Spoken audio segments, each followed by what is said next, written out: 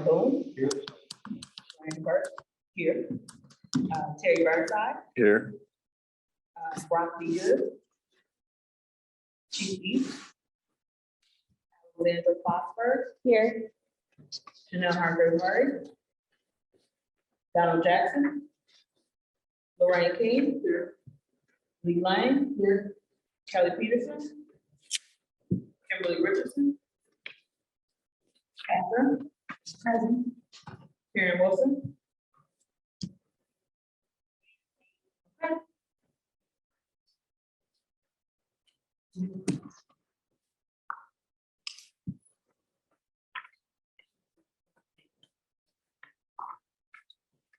Chair, did you say Terry? Oh, did I not say Terry? I'm sorry. You did. You did. I did. Yes. Oh, okay. Sorry. No worries.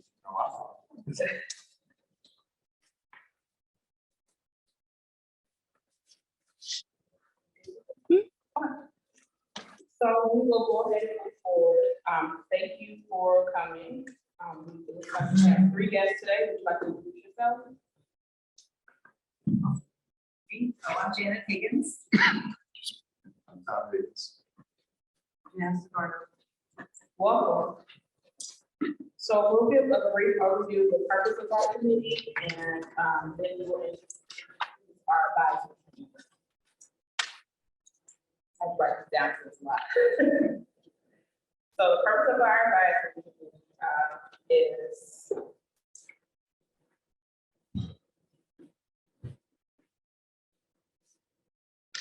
the advisory committee on police and community relations was created for the purpose of advising the chief of police for the city of Peoria, the mayor, and city council on matters concerning improvement of police and community relations, and to provide an independent means of communication and assistance between the citizens of Peoria and the Peoria Police Department in order to foster a positive work relationship between the community and the police. With that being said, my name is Shalandra. I am the chair of the advisory board of the advisory committee. I'm the vice chair. Lorraine King. Representative Burns.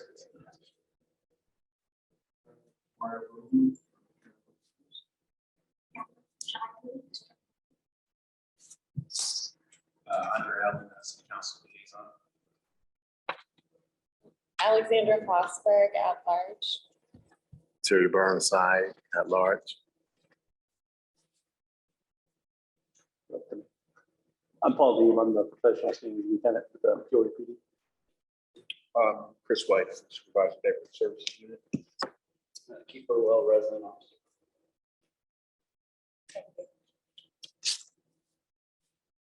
Our next agenda item is our collaboration efforts with the Peoria Police Department. that-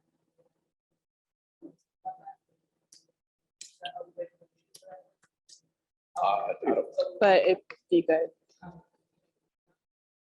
know if he's gonna be here. Typically, we would speak on that. Shalandra, I know you asked about like Holiday with Heroes, so Sergeant White can maybe talk about that. Okay.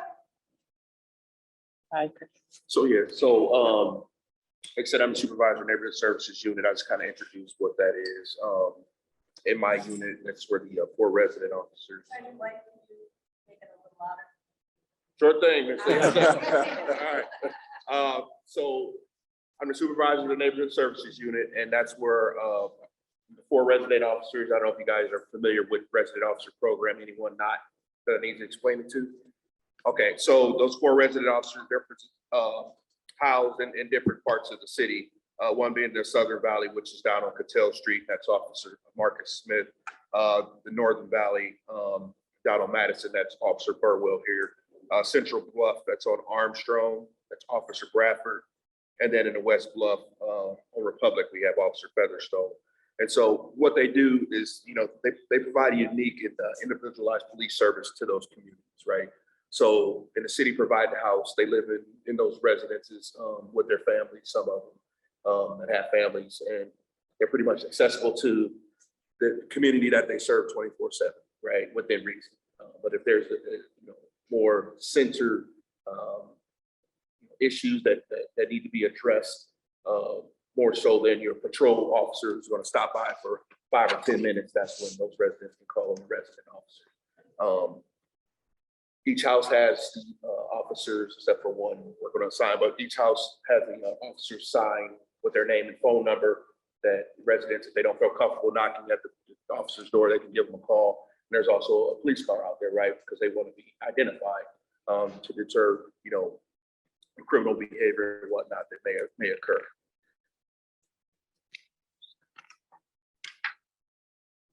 Also, I have my neighborhood services officer, that's Officer James Hodges.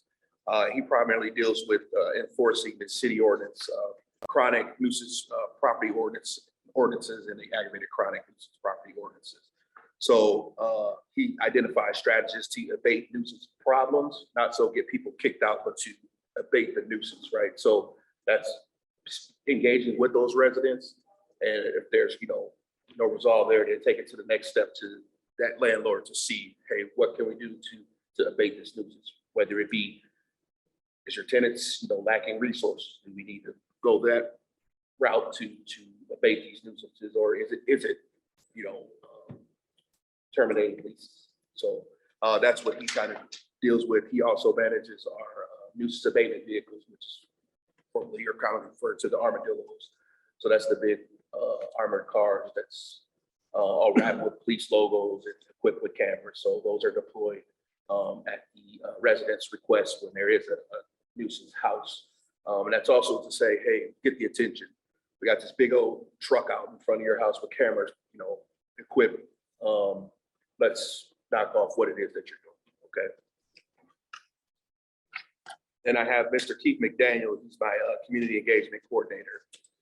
So this position was created to engage with the public related relations to various police department efforts, right? So what he does is he's that liaison between the police department and residents that may not want to talk to the police, but have issues going on in their neighborhoods to say, okay, well, I really don't want to talk to a police officer. Who can I talk to that I can relate what's going on, and they can now push that off to the police department to get some resolve. So, and then he's also manages the neighborhood watch program, which has been offline some years now. He's going through the process of revamping that to get that back up and running, because when we did have active neighborhood watch programs, they were effective.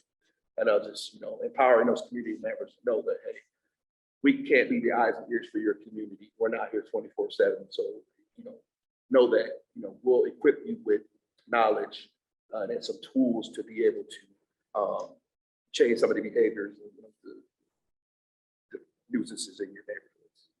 And he also works with numerous organizations and coordinates programs and services to help reduce violence and educate the public on things like TIP 411 and Crime Stoppers. And last but not least, I have Mary Peterson, who's our crime relations, crime prevention manager. And what she does is she focuses on the hot spots in the city where we're experiencing most violence. And her focus is to go in and with the police officer and have conversations with whether it be victims or suspects and whatnot, and see, is this a thing where, what resources do we need here? She works with the safety network as well, and having that broad range of resources to pull from to be able to assist these families in some of the conditions that they're in. So that's the neighborhood services. I have a question for you. Yes, How is it, what is the procedure for a neighborhood securing a residential officer? How is that neighborhood chosen?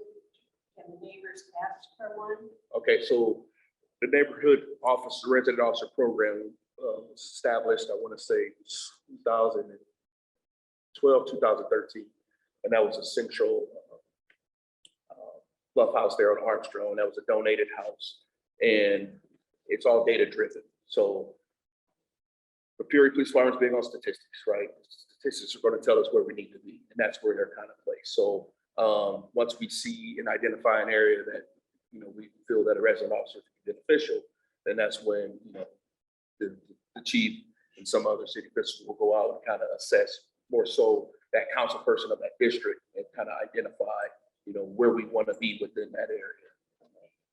And that's how that goes. And then If we could get a house donated, great. If not, the city, they did have money to purchase homes for that. That answers your question. So more so data driven as to where the houses are, crime. Data driven. The neighbors call and say, hey, can we be considered? They can, yeah, absolutely.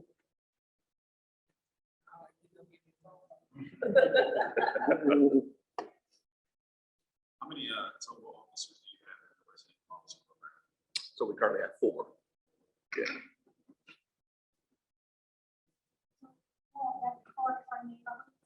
Yes, sir.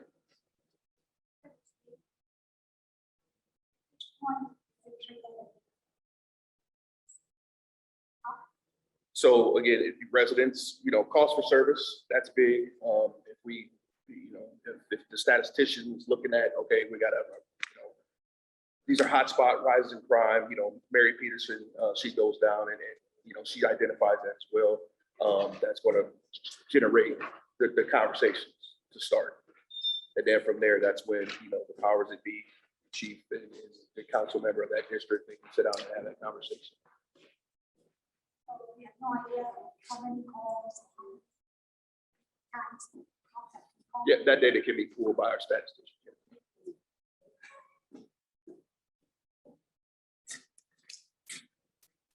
Is there a time when you said, calls for all? That's possible, yes, just depending, it just depends. I mean, you can have a family or a couple families move in an area that, can cause a ruckus for, 6 months to a year. But that's why we have those other avenues in place, like my neighborhood service officer, right? That's where he's gonna, take a look into that and open cases and say, okay, this house, we've had X number of calls here. This is what the nuisance, chronic nuisance property ordinance states. They're in violation of it, and that's when he starts his investigation. The process of abating that nuisance, whether it be ended up being, eviction or through some other service offer. I was gonna say, that's true, but so, I think maybe. Oh, I'm sorry. How often do you deploy the armadillo and how long does it stay? It's a case by case basis. We So usually get it deployed once a month, once a week. again, it just depends on the calls, the types of crimes, requests. So we did have 2, we're down to 1. We're currently in the process of trying to purchase additional armadillos, but we're down to 1. So Is it effective? I think so. So is it, like, how long will it stay there before it stops being, like, you just put it out there for an hour or 2? No, we usually put it out for a week at a time. A week at a time. And then if we don't have additional requests, we can leave it there. But if we have additional requests, then we'll move it on, to the next place. It has to be pulled back routinely to charge up the equipment as well. So we're about 6 to 7 day maximum period before we have to do that. And I only know that because I had to drive it back one time. I did not enjoy that trip. Thank you for providing information regarding neighborhood services. Some of you all are doing some amazing things in our community. And definitely appreciate but we'll learn about a lot of those.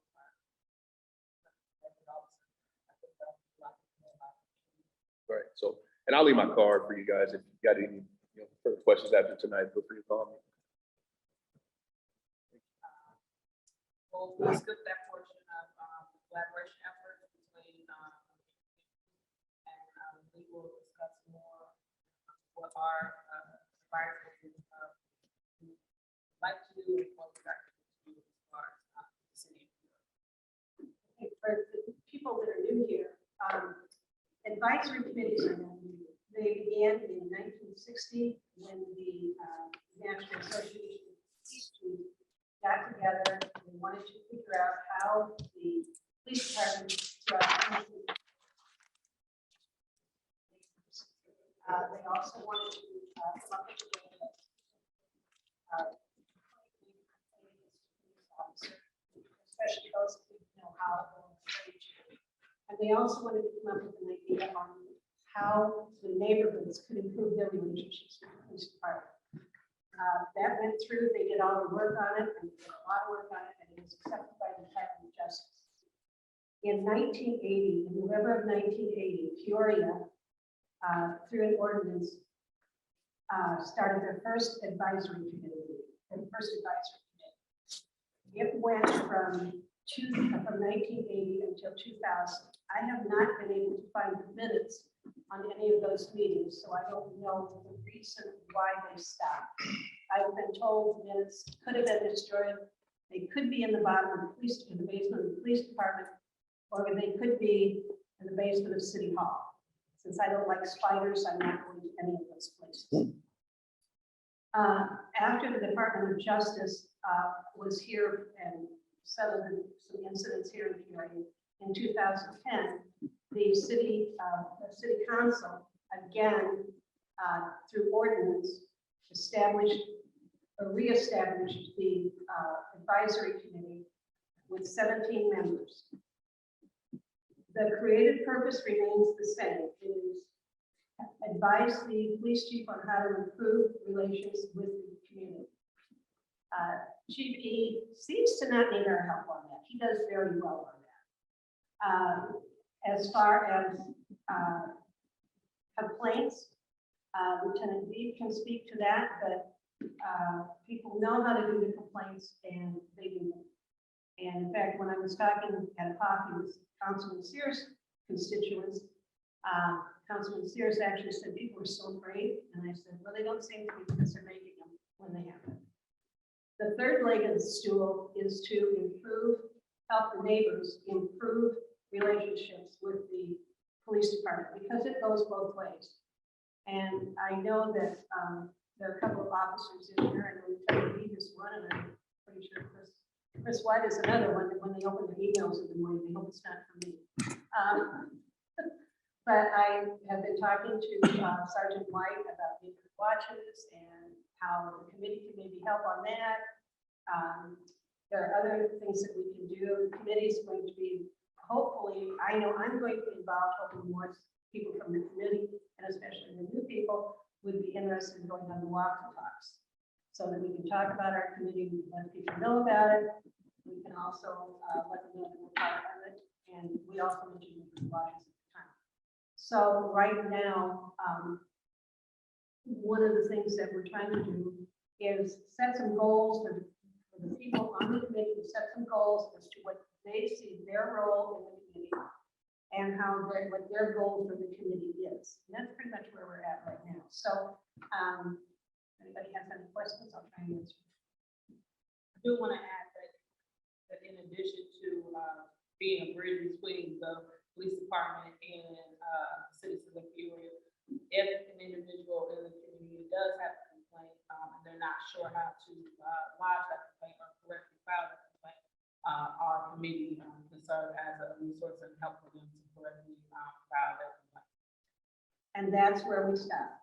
We do not involve ourselves in any investigation with the police department. And the police chief has final say. If the person is not satisfied with the resolution, he can ask for a meeting with the chief, and the chief can explain to him what's going on. There again, we have no part in that. We just set it up. We have an email that if people want to, they can email the information that they need. So far in the year that Shalon and I have been in charge of the email, we've had one email, and that was from the Illinois Department of Commerce asking for our help in having college students avoid the bad guys from the movie bands, which we sent on to corporate counsel, and they sent it to the right person. That's all we've done so far. We kind of skipped the portion where you could talk about the collaboration efforts you have already done with this permit with the community, such as the walk and talk. They wanted to leave that for you. Oh, that's Sergeant White, man. He's the man. He's He did an excellent job. so I would imagine he covered most of the. Did you say that you covered? I didn't cover walk. No, was that? I didn't cover walk. Oh, okay. So walk and talks, we're actually in the process of working on finding the locations we want to go in this year. So our crime analyst and tax management analyst, Jacob Bouchon, has been assigned to work with our captain from investigations, along with our PIO, who has all the work we've done in the past, and just kind of look at our information, look at the data, look at where we probably should be that we haven't gone, and that's, we'll be putting out a schedule here in the near future as to where we will be going. So there's a lot of things in the works right now. Actually, I talked to Boone earlier today, out of coincidence, now it goes to the top quite a bit. But so here in the near future, we have some grants we've been working on. Everybody's asked about what's going on with the co-response and mental health and social workers. We've had to pivot on that because of the legislation that we wrote. By the time it went to the legislators and they signed it, well, some verbiage changed, and so it's very victim-based. It's more reactive in one sense than it is proactive, but it does offer us some other proactive things that we could do in between there. So what we are proposing now, and we've met already with ICEJA and the state rep. Check my notes somewhere. Basically, what we're going to do is we're going to create a unit. So the Wisconsin substation, we've taken all the keys away from anybody that's had it, so nobody else can use it.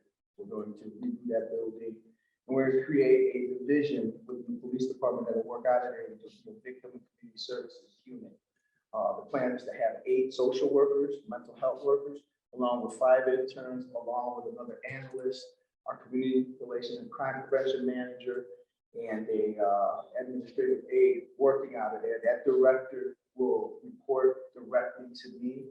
So the director is going to be not sworn, but it'll be at a command level, if you will, who reports directly to me. Kind of just get rid of all that red tape, and they don't have to report to a sergeant, to get permission from the lieutenant, to get permission from this person. They just report directly to me, and we keep it separate from the PD in the sense that we want people to feel comfortable to be able to walk in there. We're going to remark the building, but it is part of the police department in essence. But what we want is, oftentimes, the officers will run into something in the middle of the night when you have a victim who we need to find some housing for, we need to get some transportation for, we need to go get diapers, formula, food, whatever for, and there's no social service agency that we can tap into at that time of night. And quite frankly, even if it was during the day, there's a lot of red tape. Okay, I got to get this information to serve this person. We want to get rid of all of that. We want to just be able to serve them and get them moving and get them out of this situation that they're in. So we will budget for all of that. We'll be able to do all of that. Relocation, if we need to relocate somebody. Sergeant White runs into this quite a bit, where there's something going on in the neighborhood, somebody's a victim, the house is getting shot up, and they don't have a way to relocate and get out of this. So we want to be able to put something in place so we can do that. Part of that provides some vehicles as well. You guys don't know, Lieutenant Lee is also in charge of negotiators in the police department. So there's some vehicles that we'll be getting where we no longer, hopefully, don't have to take a victim who was just involved in something and have to sit them in the back of a squad car to talk to them. We can put them in a vehicle that's not a squad car, that has a table and room to speak and talk and be able to have a mobile crisis unit. We can treat our victim like the victim. Not that when we put them in a squad car, they're not a victim, but maybe they feel a little bit different when they're in a squad car. We want to eliminate all of that. So we're in the process of doing all of that. And in the midst of all that process, our SWAT team is our trained team to deal with a lot of the crises that when it really escalates, to contain, create space. Hence, we're in the armored vehicle because we want to be able to create that space when we need it. We're in the process of changing the uniforms. We're not in the military, we're in green uniforms. uniform. I want to get them out of that blue uniform. So they'll all be in blue uniforms. Again, to take that stigma off of that. When we get to a point where we can now have 2 SWAT officers, which would be our crisis intervention team officers at that point, that will be able to also respond with those social workers when it's needed. That we created in partnership with Unity Point, kind of a new response to how we deal with certain calls. We continue to send police officers calls that they don't need to go on. So I wish it was as easy as turning on a switch and magically everything's changed. It takes money, it takes personnel, it takes preparation, there's policies, there's union issues. There's a whole lot behind the scenes that the public doesn't see and maybe understand that needs to happen for all of these things to fall in place. Our council's been very, very supportive. I know the question always comes, was the council supportive? The council's been very supportive. I've not put anything up in front of council that they said, no. We have great conversations behind the scenes in preparation when we put something up. But they've been very supportive as to the mission and the vision of what we want to do at the police department, and really changing the way we respond. Because we don't necessarily need officers responding to certain things. And I've made a call at the police department, the officers know this, and we directed it to our lieutenants and our sergeants to make these calls when they're listening to the radio. For example, we're not responding to your child getting up going to school. That's not our job. What that's going to cause is a problem for us. All of a sudden we show up, we got this 14-year-old who doesn't want to go to school. What are we going to do? You need to be the parent, right? Parent, be the parent. It's not my job, and it's not these officers' job to go get your kid out of bed and make sure they go to school. It's not our job. And what's going to happen is, this kid's going to get up, there's going to be a confrontation at some point, we're going to go hands-on, and it turns into an issue. Well, we're not going to put our officers in that predicament, because the parent is irresponsible and doesn't want to be a parent. At the end of the day, that's how I see it. If you can't control your own child, and there's something else needs to happen at home. There's some therapy that needs to happen. Somebody needs to go get some help. But we're not going to respond to those kind of calls. We actually just met with our director of communications, along with Dr. Jackson, who oversees kind of what we respond to, and we know that we've checked off. We went through a whole list of calls that we are no longer going to respond to. Which quite frankly, we don't need to respond to. We're not responding. Here's an example. One of them on there was an insect bite. I mean, this is what's on this list. And it sounds funny, but these are on the list that dispatch is going to dispatch unless we took it off of there. So we're not going to be responding to some of those calls, but we will be putting other things in place, and we're working through that. We have a new CAD RMS system. We're working through that process. We want to be able to put a online reporting system so the general public can go, and there'll be a list of calls and reports that you can report online. We're working at putting a job description together to hire community service officers, so you can understand that a community service officer doesn't carry a gun. They get paid about 75% of what a police officer gets paid. But we're looking at seeing, can we implement a CSO program where these officers can respond to these past thefts, past motor vehicle thefts, retail thefts, traffic accidents, and take those calls that, quite frankly, the officers would love not to go to, right? Because we can use the 195 officers that we have versus what people think we have, 255, and we often continue to push the officers like we have 255, and we don't. We have 195 that we need to be able to free them up so they can go and respond to calls quicker that are important, provide a better service, being able to push more officers into other divisions to close out cases, because the homicides will pile up. But if you don't have enough people to follow the leads and do the work that needs to happen, then cases take longer to close and find resolutions for the victims. So there's a lot of moving parts. Fortunately, at the beginning of last year, sometime last year, I don't know when Jen's been there now, I was able to recruit a grant manager from Arizona. And she is phenomenal. I had to ask her the other day if I'm overworking her because I'm constantly sending her this grant, work on this one, work on this. She is phenomenal, and we're working through a bunch of grants and a bunch of things. The LSU unit is going to be doing, I don't know if you spoke about these events, that safe neighborhood events and all these other things that are in the works and are being scheduled. And we are pushing a lot of money into our neighborhood services unit so they can go out and engage those communities. I think between the 4 resident officers, it's $50,000 that we push so they can go out and do events in their neighborhood and engage the kids and young adults in those communities. Have some safe neighborhood events in the summer. We're working through that process as well, scheduling. One of the things we've run into, I know I'm talking about, is that we keep talking about these silos, people working in silos. And quite frankly, this is why I say we're just gonna run with things, because I don't have time to wait for these other groups to jump on board.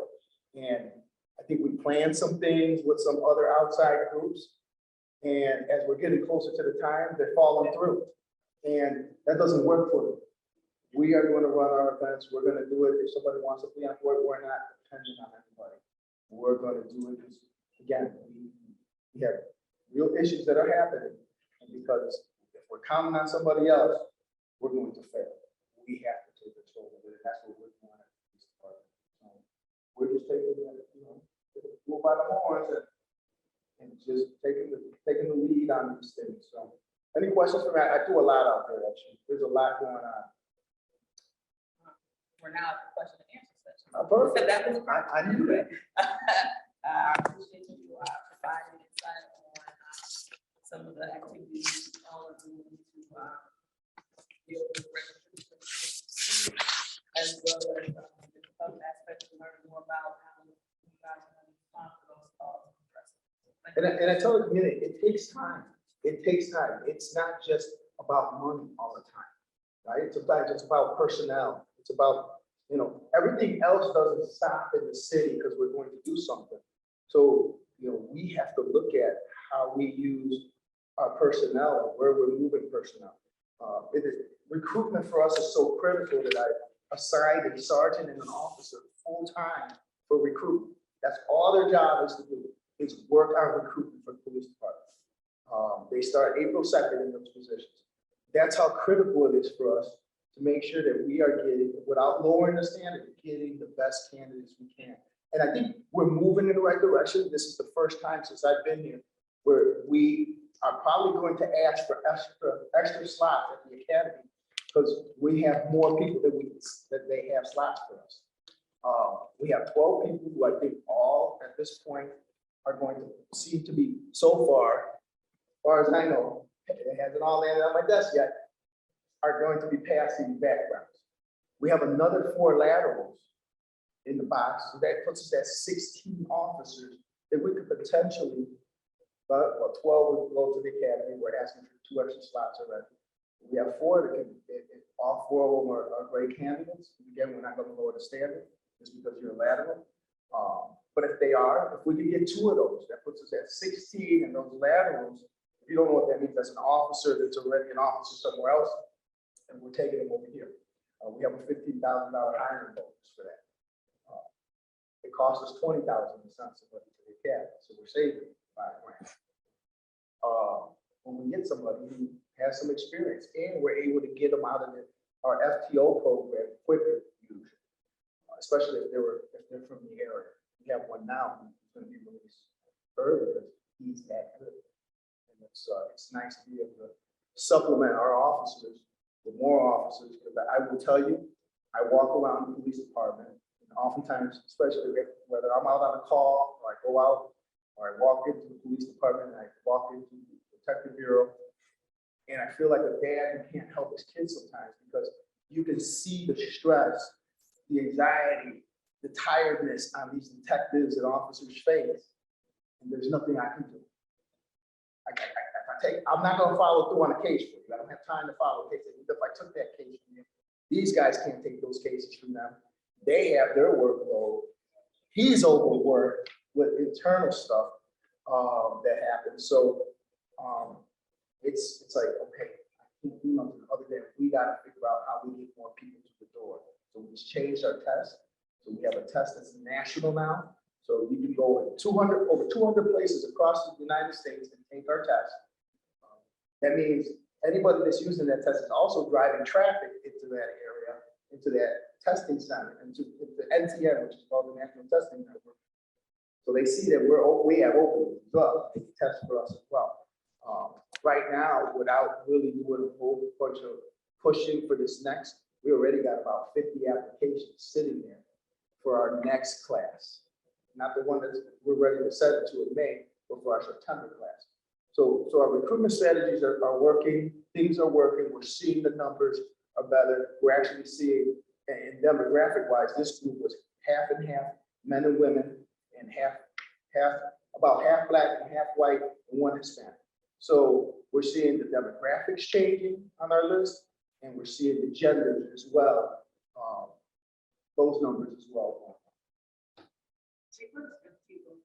Field training officer, I'm sorry. Of the 12 that are scheduled, how many of them are local? I don't have it. I think most of them, I want to say probably all. Yeah. Now from our lateral, I know that there's somebody from Pekin, there's actually a sergeant from Chicago, PD, I don't remember the other two. I heard one from Washington, maybe 10 from Washington. So I get all of this at the end, but sometimes I'm nosy and I go inside the captain's office and say, tell me where we're at. Recruitment is, like, tell me where we're at, I need to know. So, but they usually, when it's all said and done and the backgrounds are done, they put it on my desk for approval. I'll have to final approval on it, but I just stick my nose sometimes in early to figure out, hey, where are we at, so. Thank you. Questions, comments, concerns? Yeah. Mr. Burnside? Yes, sir. I heard you say you have 195 officers, correct? Well, yeah, So what does your budget allow you to max out at? 222. Okay. 222, I'm allowed it. Cool. Yeah. So when people say, why don't you ask for more officers? I can't fill the slots I got. I can't go to the council members and say, I need another 25. I'll tell you this, when I get to 222, I'm gonna be asking for another 25, right? So I'll continue to ask for more, you know, because what's happening in the city, yes, things are changing, our crime stats are better, but we still need to continue to push, right? We need to have traffic safety is a big concern in the city. One of our number one concerns along with violent crime. We need to have officers that can be dedicated to doing traffic, right? Right now, it's really, there's a couple people. It's not that unit is not appropriately staffed for the size of the city. And we need to appropriately staff that. We need to appropriately staff our special investigative divisions, our criminal investigative division. And obviously we need to staff our patrol units as best as we can. We can't do nothing in policing. Everything else is a luxury. Patrol is the heartbeat of the police, right? It's the heartbeat of that police department. Those are the ones when you pick up the phone and call 911, that's who's showing up. Nothing else happens without them. So we need to have, that needs to be appropriately staffed, right? And the shifts are different. There's different issues on different shifts, right? And you know, we can't wear out our offices. Now, you know, they're people, and we wear them out. And then what happens? You know, when you're tired, some people get grouchy, some people get different, right? So I don't want a bunch of tired, grouchy officers. Not because they do that on purpose, but when you work 16, 17 hours, right? What happens? Right? You're tired. So I need to be able to appropriately staff the department so we can provide the best service to the community. And it takes time.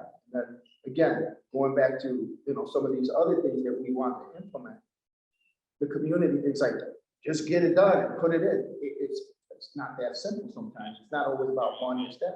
there's legal issues, there's union issues, right? And so there's other things that play into the dynamics of moving things around, making changes in a police department. Thanks.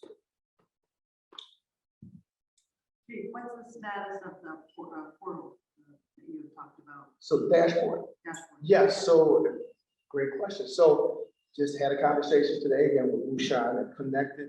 So our problem with the dashboard for us is that our KNRMS system needs to be able to talk to it. If I can make it in simple terms, when there's a call or there's a situation that happens, you got to be able to feed that information into this dashboard, and we have to be able to put, you'll get it an hour after the incident happens, it's on the dashboard, right? I don't, otherwise, you're trying to talk about creating something where you have to have somebody physically putting information into it. We don't have the capacity for that, but we're working to building this new CAD-RMS system and getting that in and be able then to have a dashboard. So we're working on the dashboard, and we may have to do some manual entries until that goes in. But the idea is once the CAD-RMS system is in, to be able to have this public-facing transparency dashboard that'll feed that information directly on it, to include shot spotter information, to include some use of force information. There may be some of the internal information, just high-level stuff that is, we got this many complaints, and these are what they are, sustained, not sustained, et cetera. But we have to work through all that, and again, there's gonna be some legal stuff that we have to work through on what we can put, because then now you're talking FOIA laws, and what did you put up there, and is there something in litigation that shouldn't be in there, right? So there's a whole process behind it, but we are in a process. That conversation is not over. He's connected with somebody from a company that does this. So we have a consultant to work with Ushan in building that out. Does that make sense? It's not ready. Not ready for prime time, Long story short, not ready. but we're working on it. I want it. I've been saying it since day one. I know, sure, no, that's what I'm saying. Do we have any other questions? But again, it's just not as simple as, here it is. Yeah, so you mentioned that sometimes you get incorrect calls, especially about youth. Are you able to refer parents to social services when you can't meet with them per se? Yes, and that's some of the things that we talk with, like our schools, they have that. I think once we put in our social workers, our mental health workers and behavioral health workers into our unit, we'll be referring that to them. What we're saying is just, we're not going to respond to your house because the kid doesn't want to go to school. That's not a police matter. Right, yeah. There's nothing that I can do. You have more authority over your child than we do. Right? There's nothing I can do. Your child doesn't, and parents get upset. And why they call you? Don't call us. As a matter of fact, don't call us because we're not going to go. I've gotten on the radio several times when I've heard the calls come out, and I kind of do it because maybe somebody else didn't hear the call. And I said, what was that call? No, we're not going. Disregard them. We're not going to those calls. And there's some, quite frankly, there's some other calls. It's not just that one. There's calls, there's some medical calls that, what are we going to do there? Somebody's bleeding. Well, what are they bleeding for? Are they bleeding because somebody hit them with a bat or cut them with a knife? Or did they accidentally cut themselves? Or are they having a medical, right? There's some other questions that are, and this has come across on the radio where you're like, okay, why are we going to that? Right, yeah. Right, so there's quite a bit of that. And our lieutenants know and the sergeants know. They have the authority to listen to the call, ask some other questions and say, no, we're not sending somebody. But obviously, if there's a police emergency, that's where we want our officers to go to. So Chief, are you going to be able to communicate?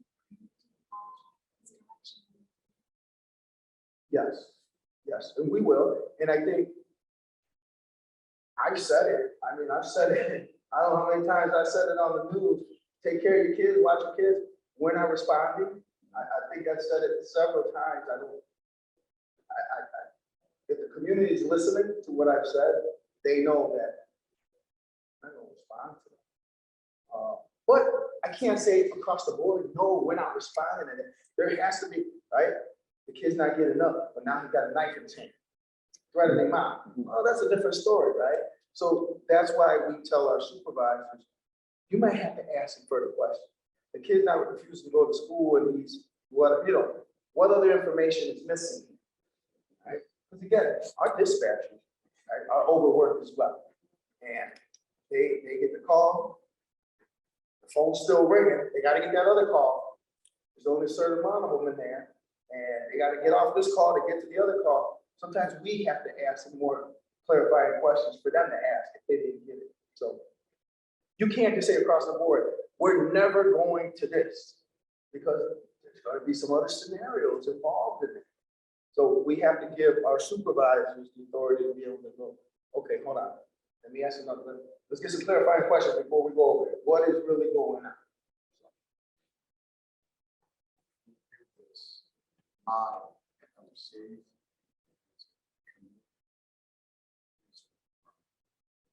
So if 911 is burned up, this shortage in numbers, I think that's going to be actually how geographically big districts are. They have one car in that district serving that. It's just too much. It involves that other social service agencies answer. Others can kind of use that. So actually, Some calls are just what I call babysitting calls. Exactly. And those need to be stopped so that other more serious calls can be. tying up that car, you can see how geographically big those districts are. The car can tie up with 15-year-old back not big. You have domestic area, possible shooting areas that, we just have. You don't want their calls to be. That happens. I know. Any questions? Yes.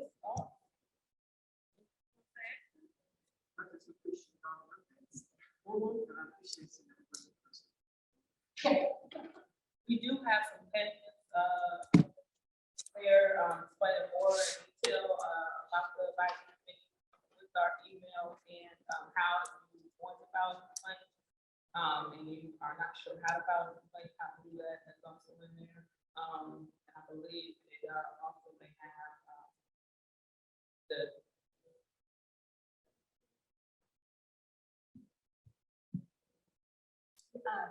Not by name. Also, those pamphlets have city council or city councilman. And when I did that, we wanted to know why it's the council, the committee members. And I said, well, that's real simple. You call me and tell me there's a drug house next door to you, and I can go, okay, you better call the chief, or you better call. I can't pick up the phone and call the chief and say, there's a drug house over here. Get the guys over here to take care of it. My councilman can pick up the phone and say, hey, I just had a complaint from a constituent. So it's more important that they have a meeting with their council members. But Andre can get a lot more than Cat. They call them. So, I've seen Cat at the gym. It's not a fight scene. Well, and the other thing is, we have an app called Tip 411, right? So, yes, there's some information somebody tells you and they don't want to directly talk to the police because they want to share the information. It's 100% anonymous. But the game changer on that for us is that we can talk back to you anonymously as well and ask some more clarifying questions. And it's been great for us. The school district actually did there as well. All the time. So it's great. It's a great tool. Our detectives love it. We get quite a bit of information. Please share that. I was asking if it was out there. I would love to talk about it. Yes, on that. Is that? Some back. oh, yeah.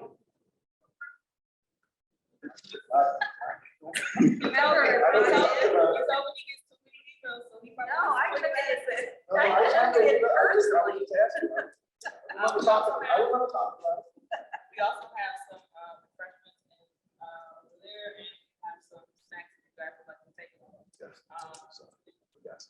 Madam Chair, in turn, I do want to acknowledge your leadership. You've done a great job as we are transitioning. Getting some new members on here. I appreciate the community here.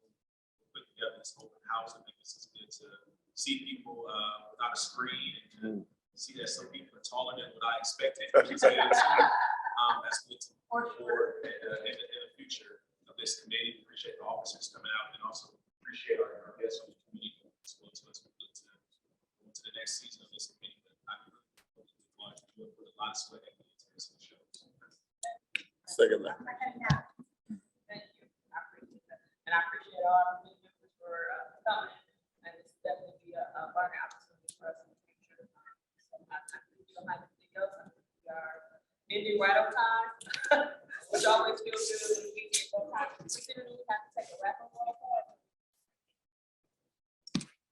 Maybe just in case. It's the new habit for all of us. So let's-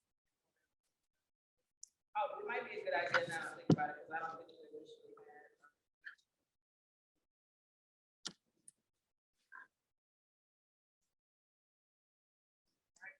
Andre Allen.